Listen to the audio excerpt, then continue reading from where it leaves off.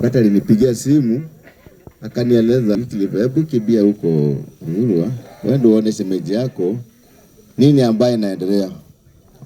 Nilichukua hiyo jukumu, nikakimbia bio. Hata zile vitu nilikuwa nafanya zote niliwacha, nikakimbia.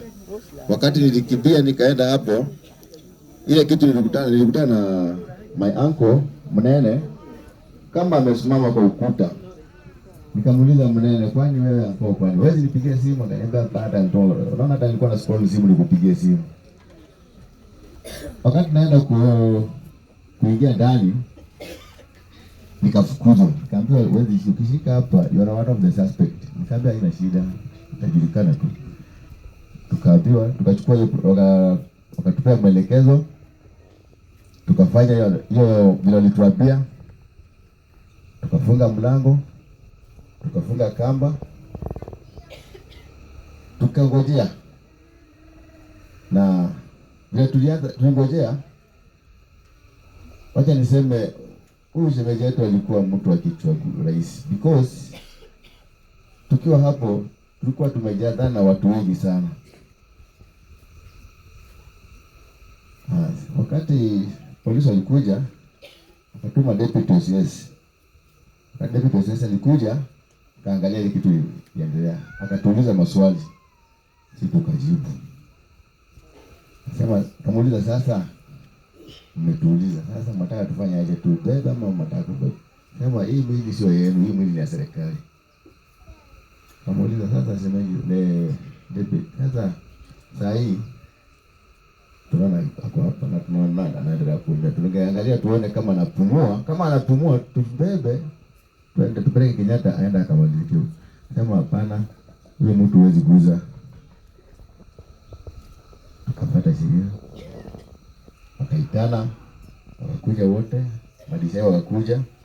Hata disai walikuja, wakatuuliza maswali, zile walituuliza tukajibu, zile tu kujibu tatu wakataza. Tukawaambia mzuri, sisi ile kitu tunataka haki, because mzee amekuja jana saa 12. Na vile amekuja saa 12, saa hii tunaambiwa tu mzee wetu ameuawa. Ile kitu tunataka tu na haki. Tulifuata sheria.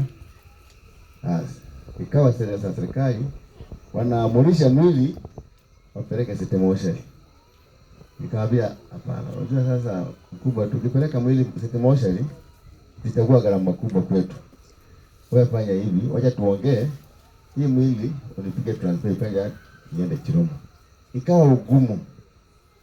Na mimi nani kasimama.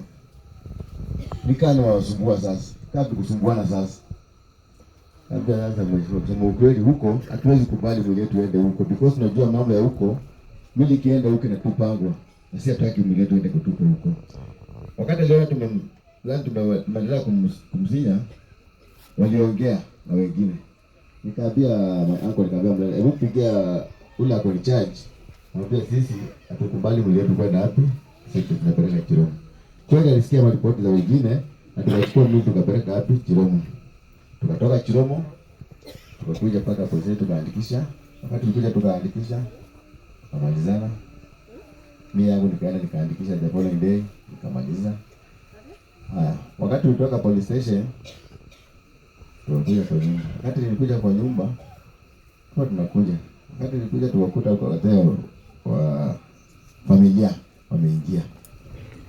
Tukasema asante, because hii maneno sisi kama watoto hatuwezi. Lakini wazee wakati wameingia, tumesema na asante. Kweli wazee wale walikuja, walikuwa na hekima. Na wakatusikiza na sisi tukawasikiza na tukakuwa kitu kimoja. Na matanga ya shemeji, hata kama tulikuwa tunataka kuwa na mgogoro the last minute, lakini tulikuwa